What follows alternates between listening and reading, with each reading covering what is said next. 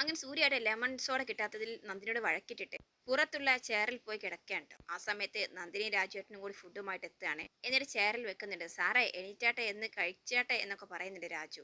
എന്താ ഇത് എന്ന് ചോദിക്കുന്നുണ്ട് കേട്ടോ സൂര്യ. കണ്ടില്ലേ കഞ്ഞിയും കറിയും എന്ന് പറയാണ് നന്ദിനി. അപ്പോൾ സൂര്യ ചോദിക്കുന്നുണ്ട്, ഞാൻ എന്താ നിങ്ങളോട് കഞ്ഞി ചോദിച്ചോ? എനിക്കെന്താ കഴിക്കേണ്ടതെന്ന് നിങ്ങളാണോ തീരുമാനിക്കുന്നത്? എനിക്കിപ്പോൾ വിശപ്പില്ല എന്ന് പറയാൻ ട്ടോ. നന്ദിനി പറയുന്നുണ്ട്, വിശക്കില്ല, അതുകൊണ്ടാണല്ലോ രാത്രിയും കഴിക്കാതിരുന്നത്. ഇപ്പോൾ കുറെ ഛർദ്ദിച്ചല്ലോ, അതുകൊണ്ട് വയറ് കാലിയായിട്ടുണ്ടാകും. ഇനി അങ്ങോട്ട് തലവേദന കടുക്കും, അതുകൊണ്ട് ഇത് കുടിച്ചോ എന്ന് പറയാൻ ട്ടോ നന്ദിനി. അത് കേൾക്കുന്ന രാജുവൻ പറയുന്നുണ്ട്, അതെ സാറേ ഇത് കുടിച്ചോ, ഇത് നല്ല ചൂട് കഞ്ഞിയാണ്, ഇത് കുടിച്ചു കഴിഞ്ഞാൽ തലവേദനയ്ക്ക് പമ്പ കടക്കും, നല്ല ഉഷാറ് കിട്ടും എന്നൊക്കെ പറയാണ്. അപ്പോൾ സൂര്യ ചോദിക്കുന്നു, ഇതിനർത്ഥം ഞാൻ എന്താ ഇവിടെ തളർന്ന് കിടക്കുകയാണോ? എനിക്ക് യാതൊരു കുഴപ്പവുമില്ല എന്ന് തന്നെ അവൻ പറയാൻ ട്ടോ.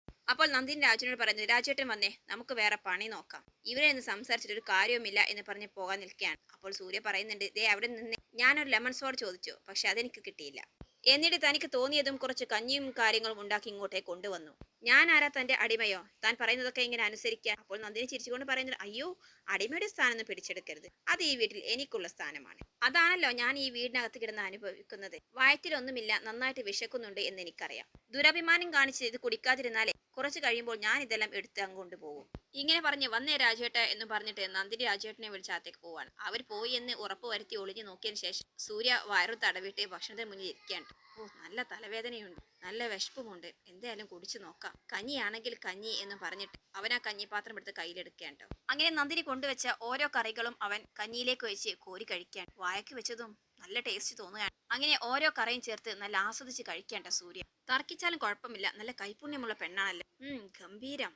ഇതിനോടൊപ്പം പിടിച്ചു നിൽക്കാൻ പറ്റിയ മറ്റൊരു ഫുഡും ഇല്ല. അവൾ ആള് മിടുക്കിയാണ്, മിടുക്കി കുട്ടി എന്നൊക്കെ പറഞ്ഞ് അവന് കഴിച്ചുകൊണ്ടേ ഇരിക്കാണ്ടോ. അപ്പോഴാണ് ട്ടോ നന്ദിനി പിന്നിൽ നിന്നും ഒളിഞ്ഞു നോക്കുന്നത്. സൂര്യ കഴിക്കുന്നത് കാണുമ്പോൾ അവൾക്ക് ഭയങ്കര സന്തോഷം തോന്നുകയാണ്. അല്പസമയം നോക്കിയതിനു ശേഷം അവൾ അകത്തേക്ക് പോവാൻ. ശേഷം കാണിക്കുന്നത് യതീന്ദ്ര സാർ മക്കളും പത്മയെ കണ്ട് മടങ്ങിയതിനു ശേഷം ബീച്ചിൽ നിന്ന് ആ രജിസ്ട്രേഷന്റെ നടപടികളെ കുറിച്ച് സംസാരിക്കാൻ ട്ടോ. വേദ ചോദിക്കുന്നുണ്ട്, ഡാഡി ഇനി എന്തിനാ ടെൻഷൻ? മമ്മിയുടെ ഫയലിലുള്ള മുഴുവൻ കാര്യങ്ങളും കിട്ടിയില്ലേ?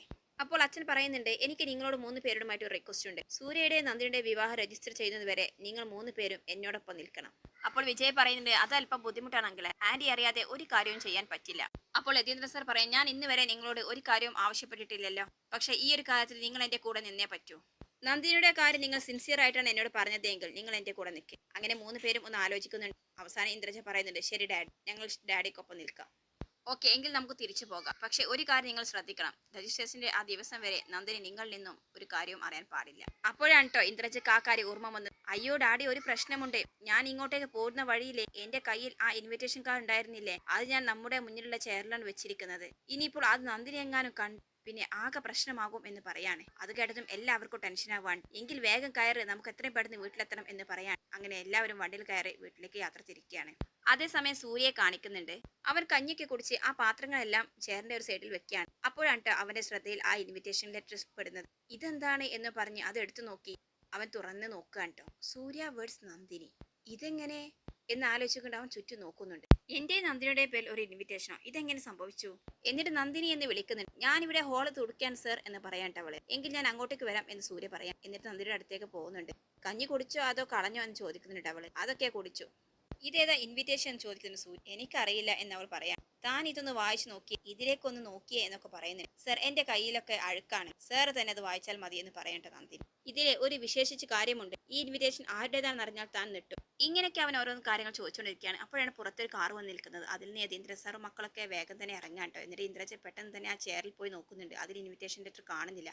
അവൾ ആകെ ടെൻഷൻ ആവാൻ. ഡാഡി, ഇതിൽ കാണുന്നില്ല എന്ന് പറയുന്നുണ്ട്. വാ, എങ്കിൽ നമുക്ക് അകത്ത് പോയി നോക്കാം എന്ന് പറഞ്ഞ് അവരെല്ലാവരും അകത്തേക്ക് കയറുകയാണ്. അപ്പോഴതാ സൂര്യയുടെ കയ്യിൽ ആ ഇൻവിറ്റേഷൻ ലെറ്റർ, കൂടെ തന്നെ നന്ദിനിയുമുണ്ട്. അവർ സംസാരിച്ചുകൊണ്ടിരിക്കുന്നതാണ് കാണുന്നത്. അച്ഛനെ കണ്ടതും സൂര്യ, അച്ഛനോട് എനിക്ക് കാര്യം പറയാനുണ്ട്, അച്ഛൻ ഈ ഇൻവിറ്റേഷൻ കണ്ടോ എന്ന് പറഞ്ഞിട്ട് അത് നോക്കി സൂര്യ വേർഡ്സ് എന്നൊക്കെ പറഞ്ഞ് വായിക്കാൻ നിൽക്കും. സൂര്യ, എനിക്ക് എന്നോടൊരു കാര്യം പറയാനുണ്ട്, ഇനി അത്യാവശ്യമായിട്ട് ഇങ്ങോട്ട് വെക്കുവാ എന്ന് പറഞ്ഞ് സൂര്യയെ പിടിച്ചുകൊണ്ട് പോവാൻ ട്ടോ ഇന്ദ്ര സാറ്. അപ്പോൾ ഇന്ദ്രജ നന്ദിനിയോട് ചോദിക്കുന്നുണ്ട്, എടി, അവ ആ ഇൻവിറ്റേഷൻ കാർഡ് നിന്നെ വായിച്ചു കേൾപ്പിച്ചു? ഇല്ല, അത് വായിക്കാൻ വരികയായിരുന്നു, ഇവിടുത്തെ അഡ്രസ്സൊക്കെയാണ് അതിലുള്ളത് എന്ന് പറഞ്ഞു. അപ്പോഴേക്കും നിങ്ങൾ വന്നില്ലേ എന്ന് ചോദിക്കുക. ഇത് കേട്ടതും അവർക്ക് 3 പേർക്കും ആശ്വാസമാകാൻ ട്ടോ. അങ്ങനെ അവർ അകത്തേക്ക് പോവാണ്. ശേഷം സൂര്യ യതീന്ദ്ര സാർ പറയുന്നുണ്ട്, അച്ഛാ, ഇതൊന്നും എനിക്ക് മനസ്സിലാകുന്നില്ല. എന്റെ നന്ദിയുടെ പേരിൽ ഒരു ഇൻവിറ്റേഷൻ കാർഡ്, ഇതിലെന്തോ ഒരു ചതിയുണ്ട്, എല്ലാം അമ്മയുടെ പ്ലാൻ ആയിരിക്കും എന്ന് പറയാൻ ട്ടോ. അത് കേൾക്കുമ്പോൾ യതീന്ദ്ര സാർ ചിരിക്കുകയാണ്. എന്നിട്ട് അദ്ദേഹം പറയുന്നത്, ഇത് അമ്മയുടെ പ്ലാൻ അല്ല, ഈ ഇൻവിറ്റേഷൻ കാർഡ് അടിച്ചത് ഞാനാണ്. അച്ഛൻ നടച്ചതോ? എന്തിനെന്ന് ചോദിക്കുന്നുണ്ട് അവൻ. നിങ്ങളുടെ വിവാഹം നടത്താൻ. ഞങ്ങളുടെ വിവാഹം കഴിഞ്ഞതല്ലേ എന്ന് ചോദിക്കുന്നുണ്ട് സൂര്യ. അപ്പോൾ അദ്ദേഹം പറയുന്നത്, അതൊന്നും പോരാ സൂര്യ, നിങ്ങളുടെ വിവാഹം നിയമപരമായിട്ട് രജിസ്റ്റർ ചെയ്തിട്ടില്ല. അങ്ങനെ ചെയ്തില്ലെങ്കിൽ അപകടമാണ്. ഏത് നിമിഷവും നിന്നെയും നന്ദിനിയെയും തമ്മിൽ അകറ്റാൻ വേണ്ടി നടക്കുകയാണ് പത്മ. അതുകൊണ്ട് ഇതൊക്കെ നിയമത്തിന്റെ മുന്നിൽ എത്തുകയാണെങ്കിൽ നിങ്ങൾക്ക് മുന്നിൽ തെളിവുകളൊന്നുമില്ല. അങ്ങനെ ആകും കാര്യങ്ങൾ സംഭവിക്കാൻ പോവുക.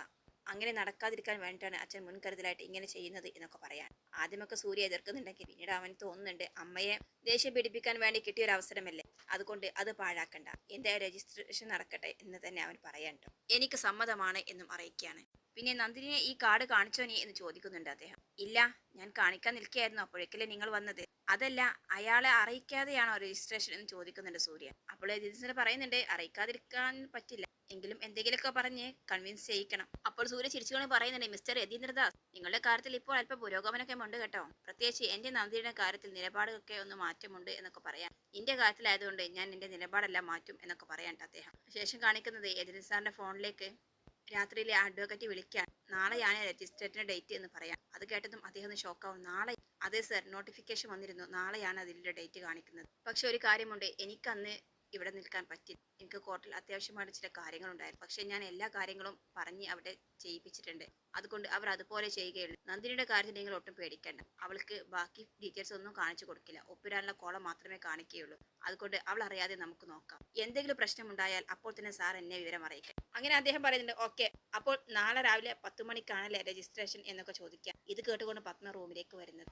എന്താ എഴുതിയേട്ടോ രജിസ്ട്രേഷന്റെ കാര്യമൊക്കെ പറയുന്നത് കേട്ടു. അത് എന്റെ ഒരു ഫ്രണ്ടിന്റെയാണ് എന്ന് അദ്ദേഹം പറയാൻ. എന്താ നിന്റെ മുഖം വല്ലാണ്ടിരിക്കുന്നതെന്ന് ചോദിക്കുന്നുണ്ട് അദ്ദേഹം.